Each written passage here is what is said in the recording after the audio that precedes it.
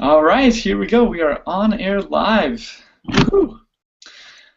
Welcome back, everyone. This is the second episode of DESMA Chats. My name is Andrew Whitcomb, and I'm one of the DESMA fellows. And if you aren't familiar with us, you can go to desmanetwork.eu and learn a little bit about our research network. And I'm not going to introduce us too much because today is just kind of an informal chat about a topic in design and management, or the relationship between design management. This is an ongoing series of chats amongst people who are working in this interesting area between two kind of fields of research, and also people who are interested in trying to bridge academia and practice a little bit. So today our topic is values of research networks. And we've got a few people joining us. So we have two people who are part of DESMA Networks. And I think we are going to have each of us introduce ourselves real quick, and then we'll get started with the questions. So first up, we have, let's maybe have Oriana introduce yourself first, if you can. All right.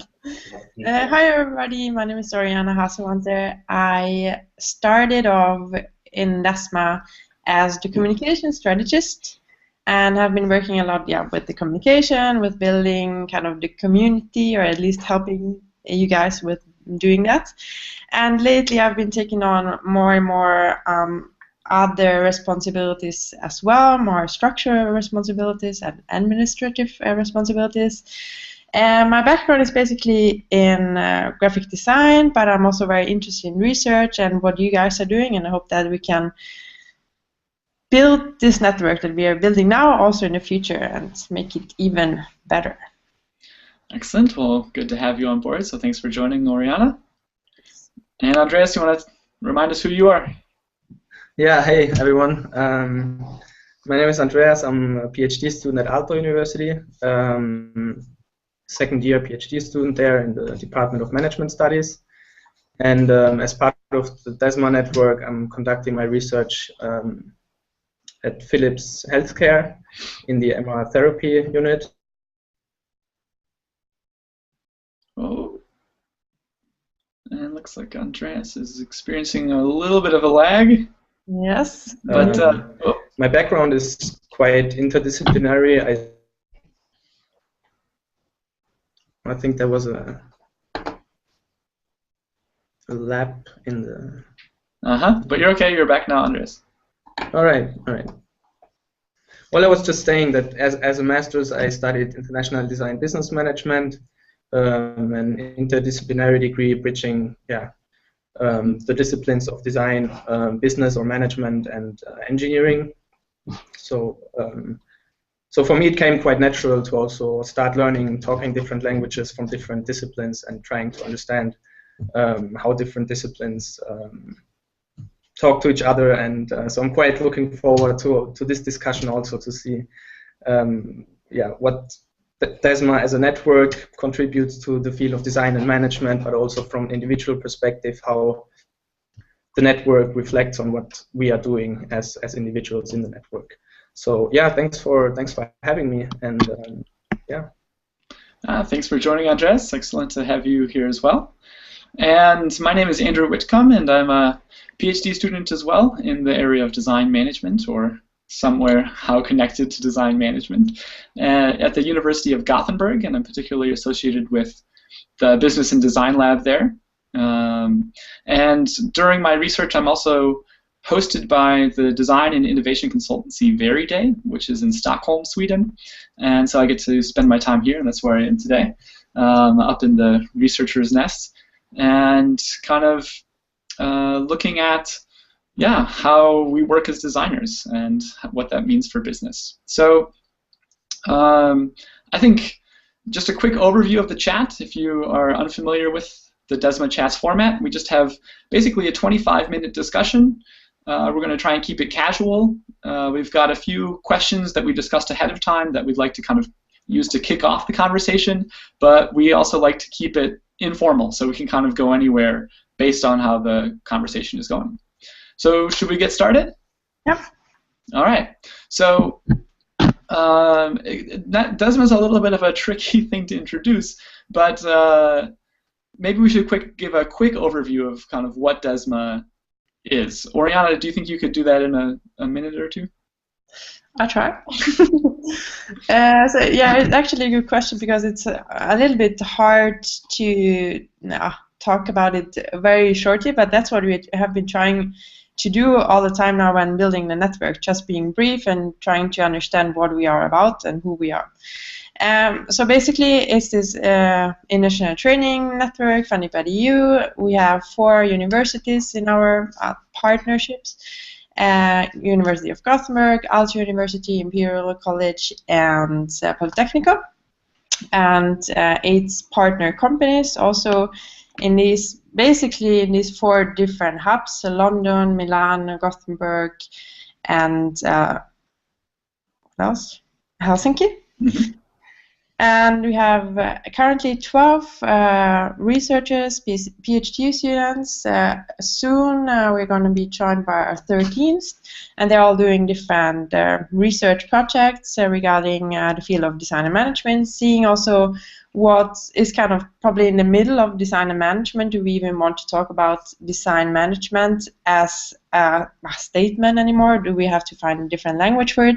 Because it's actually, I think all of the research projects are connected to find out what is really in between design and management. How can designers help, I don't know, businesses, but also what can designers learn from business? So it's kind of this mutual relationship. Mm-hmm. Great. I think you pretty much touched on the 2 major themes that we're going to try and talk about today.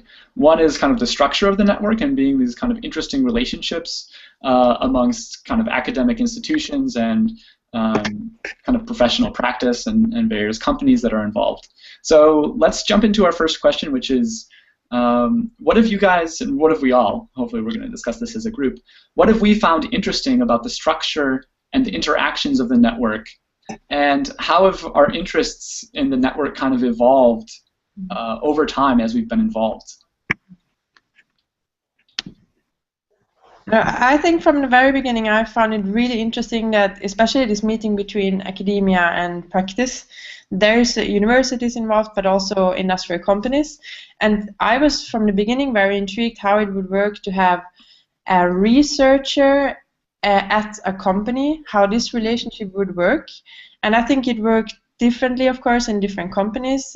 I think regarding this, what I personally learned over time is that the companies need to have a good understanding of what research is all about, mm-hmm. so that they know and understand how to use the researcher or how to work with the researcher in this very kind of day-to-day work. It's very different to how a researcher is working in a university, I think. Mm-hmm, mm-hmm.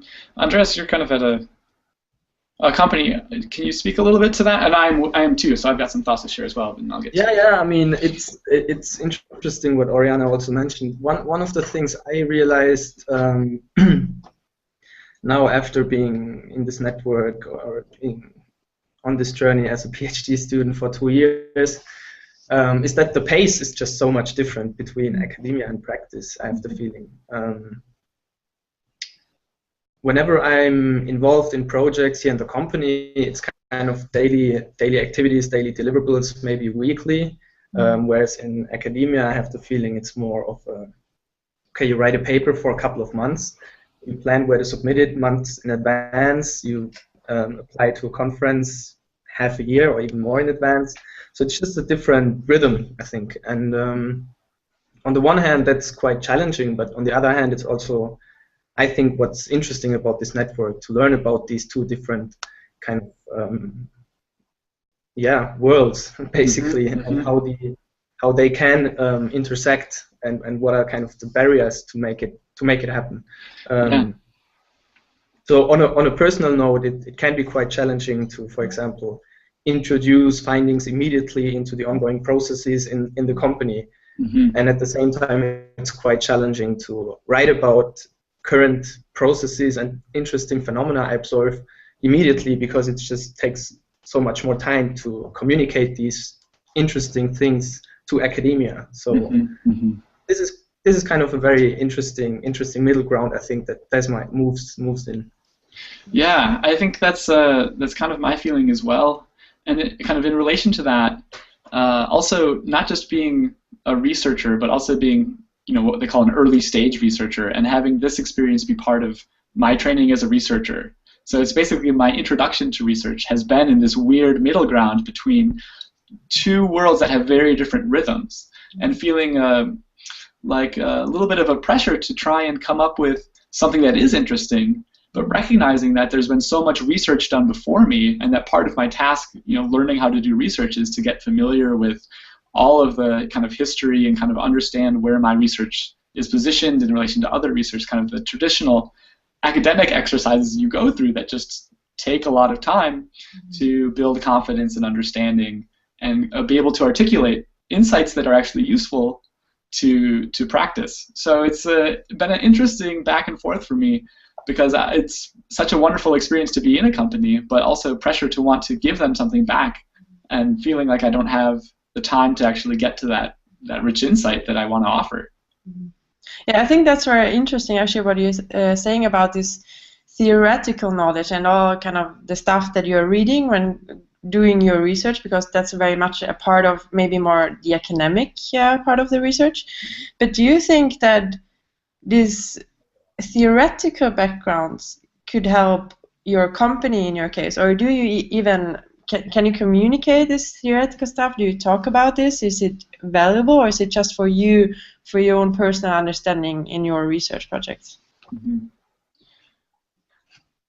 Well, I mean, in my personal context, and I already used the word context, because the company is really interested in it, and they strive for more knowledge that lies without or outside of their sort of fixed frame they operate in.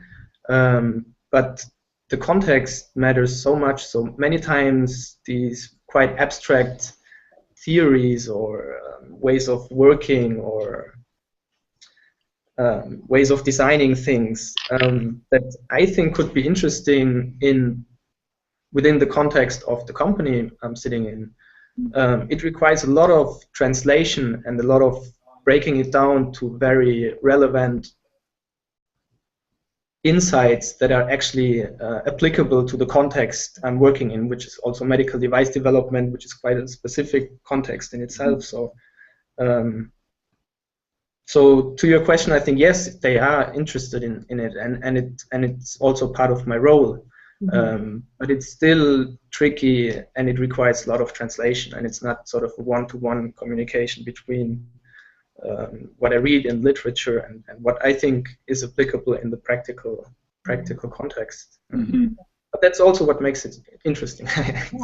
I'd say I've experienced something similar in that I think they're kind of coming in. There's a lot of assumptions about what people will care about and want take the time to actually talk through, and I've been really impressed at how people are willing to have conversations that can be kind of abstract and kind of theoretical, and there is a willingness to go there within Veriday at least, and I think that's really exciting. But also I feel like I want a better grasp of these things, and to have a kind of a forum, I think, within companies to actually discuss some of these issues is still kind of unusual. So a lot of the conversations that I've had where I feel comfortable kind of opening up with my uncertainty as a researcher are more kind of personal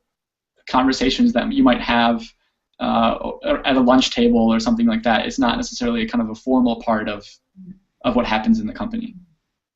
Yeah, that's also interesting. Maybe that doesn't relate to any of our questions, but I think it's generally interesting when we're talking about or thinking about DESMA as a network, because we have had different events and conferences and meetings that we go to and where we meet also our partners. But what I also always found interesting from more this communication point of view, that it's often in in conversations where you actually learn something or we can share your knowledge.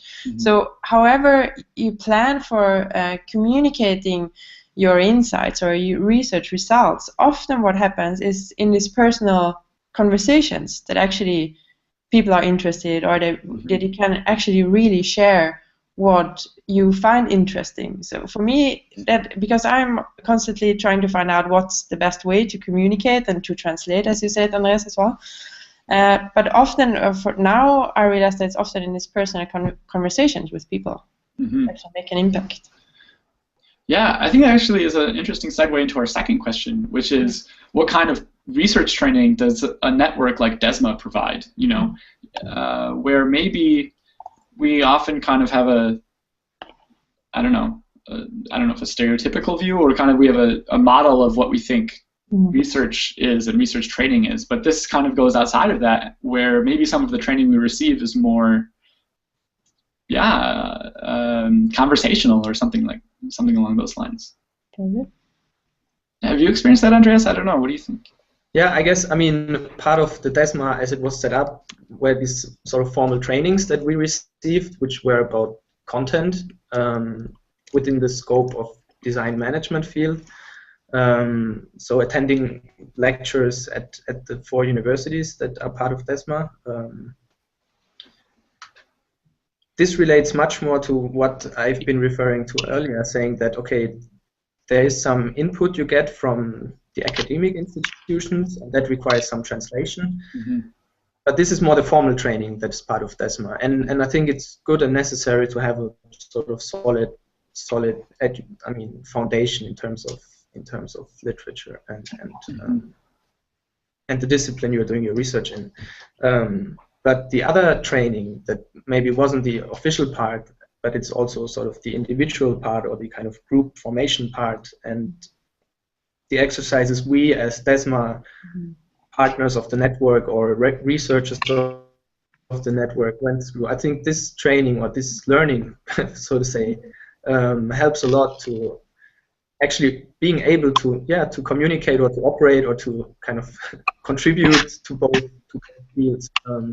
I think it took much more time than I expected. So, I mean, I guess if you talk to other PhDs, they would also probably tell about their long journey and so on and so forth. But I think after 2 years, it's been time for me to realize, okay, this has been a constant struggle and a constant challenge for myself and my research. But this is so rich, and I can learn so much from that exact struggle. So I think that's something that, at least personally, I've underestimated a lot and more kind of whined about in the past. But this is something I think this network and especially bridging gaps or whatever you want to call it between disciplines, between academia and practice, I think this is a very, very interesting environment to do your research in, and it's very enriching in my personal view.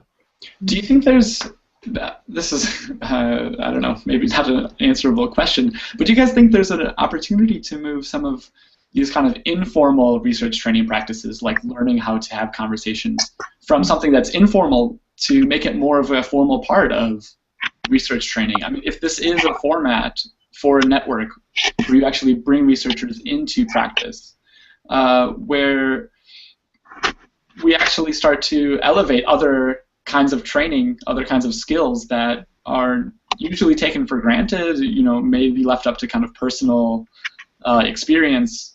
Is there an opportunity to actually bring that into the core of actually training to support these networks?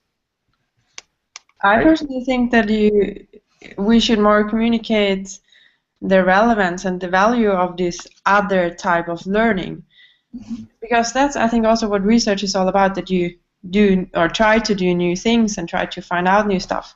And if I see it a bit, I don't know, critical, if you always try to create a structure or create a rule of anything, then you will again always be stuck in these little boxes.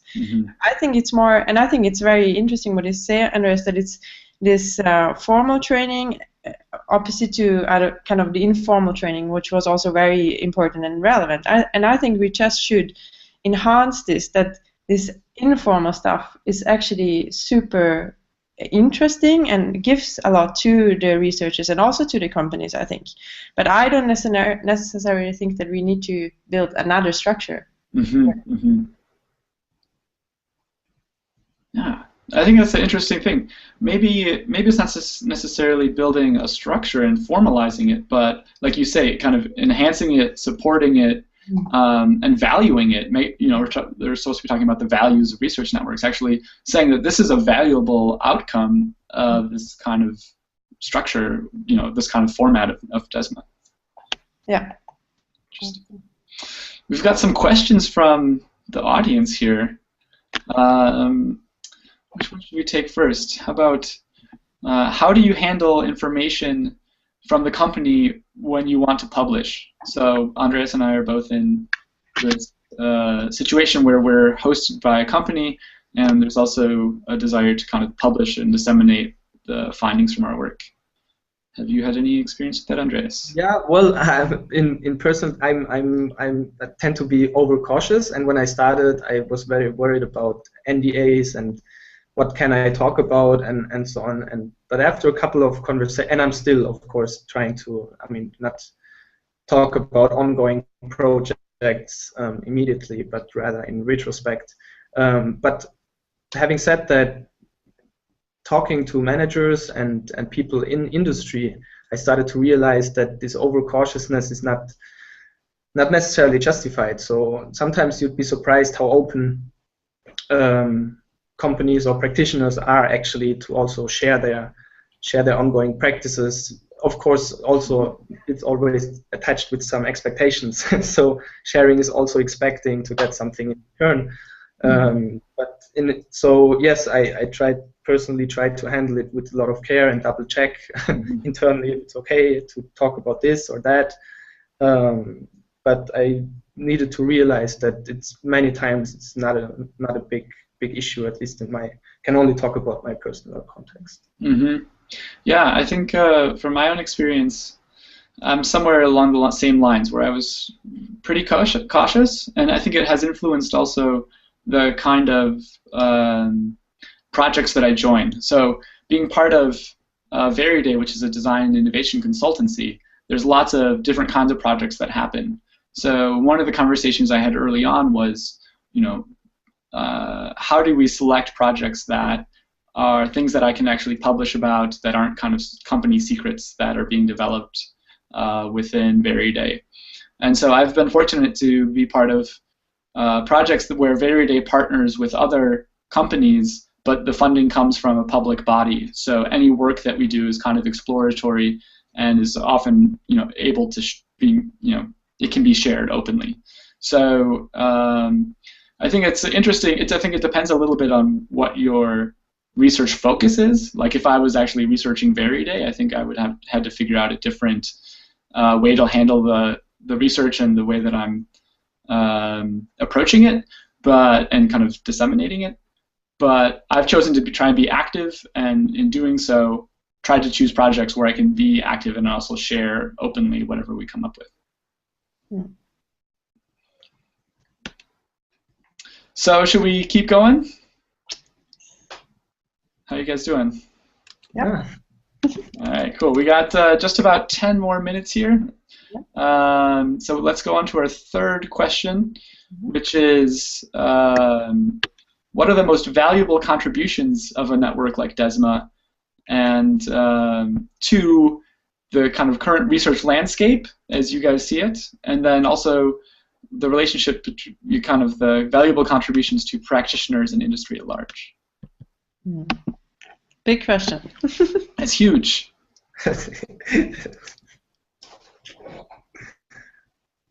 Was that implying that I should start now? Yes. So now we got to this question answer point. Okay.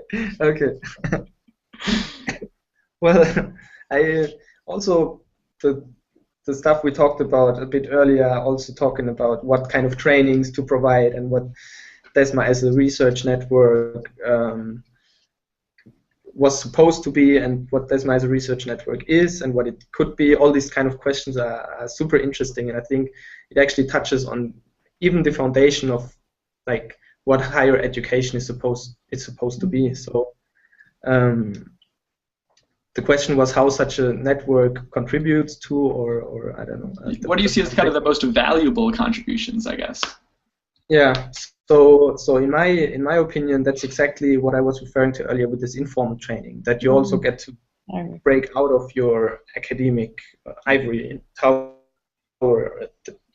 it's made for you as a PhD student, and just talk to other PhDs in an informal way and just share thoughts, having outlets like this one here, for example, DESMA Chats, and just finding different ways of communicating as opposed to only staying within your community that talks about the same discipline over and over and finds contributions. Yes, but I at least in personal terms, I'm a big fan and supporter of cross-disciplinary research. So, and that's what inspires me, talking to people that do just totally different stuff and sharing what I do and making sense out of what I do in their terms. So, for me, that's one of the most valuable things of DESMA, the interdisciplinary setup between, two different or even more different disciplines.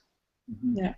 Yeah, I agree. I think it's very much just finding out, what I said before, what is it in between design and management? What are we actually talking about? And it's not easy to find that or to research in this kind of field, but I think especially this is the most rewarding in the end, hopefully, or the most interesting part, to maybe have in the end some clue or some ideas what it is, what this in between is about, but also not hopefully not being too stuck into kind of this academic world or maybe the practitioner's world. So really try to stretch the boundaries and try to find new ways of communication, find new ways of talking about what you're doing or thinking about how you're doing what you're doing.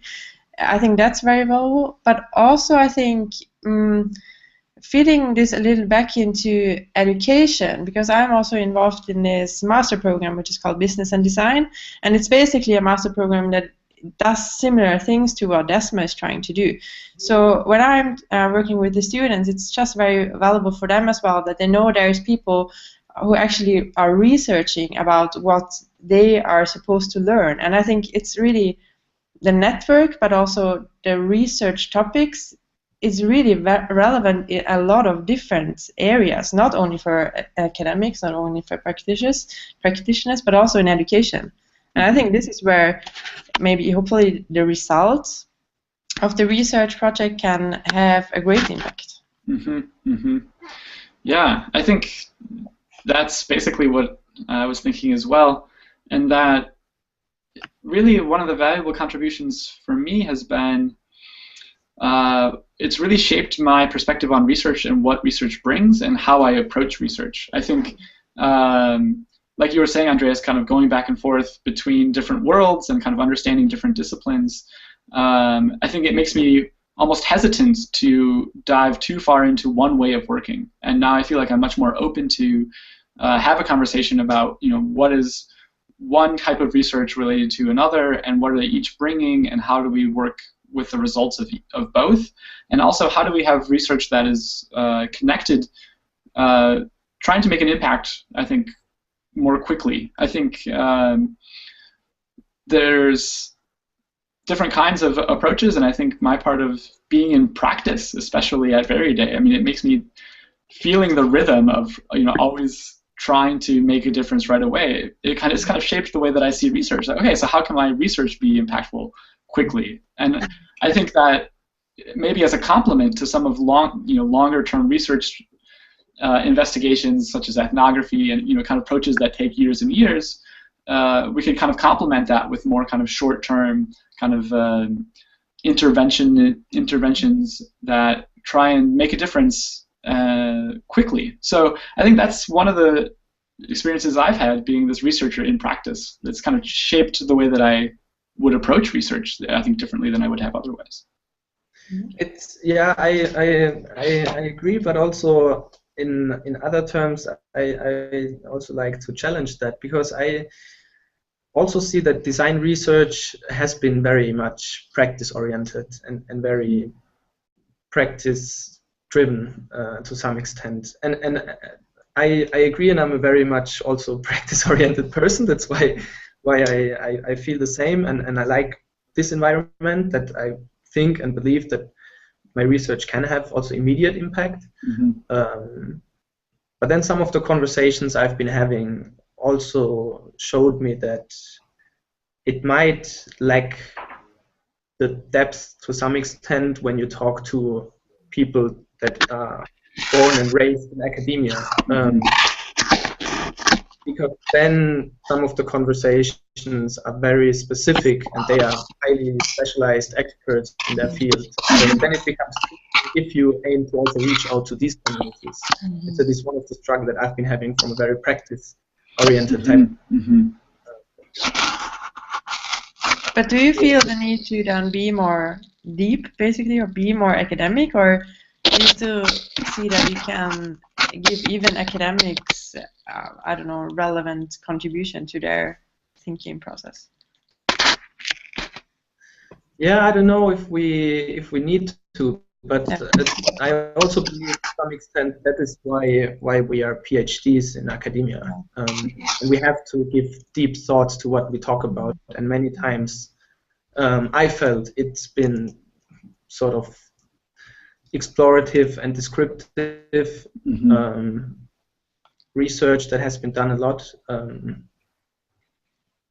But I feel that also we have the obligation as PhDs to go that one step further and to actually question and reflect on these things even more, and kind of almost abstract it to a level that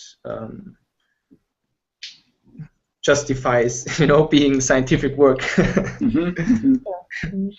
Yeah, I think that's something that I would also say that I feel as well, is that there's a danger in not taking the time to reflect and actually get deep into a topic if you just are focused on doing all the time. So I think that's something that, going forward, if there's future networks like this, that I would hope that part of the goal is to help all of the kind of actors involved, whatever, if there's stakeholders or companies, or try to understand that this is a kind of a new type of research training that could support both active doing, having an impact immediately, but then also being able to dive deep into content and understand kind of the history and kind of theoretical insights that you basically need if you're going to be pursuing a career in academia.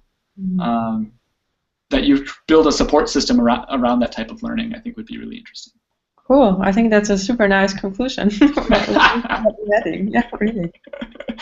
Great. Well, yeah, we're at our time, so I think it's time to call it a day. Yeah. So thank you both very much. This is the first in a two-part series on research networks. So we'll be back again in March. We're going to determine the date in the next couple of weeks here.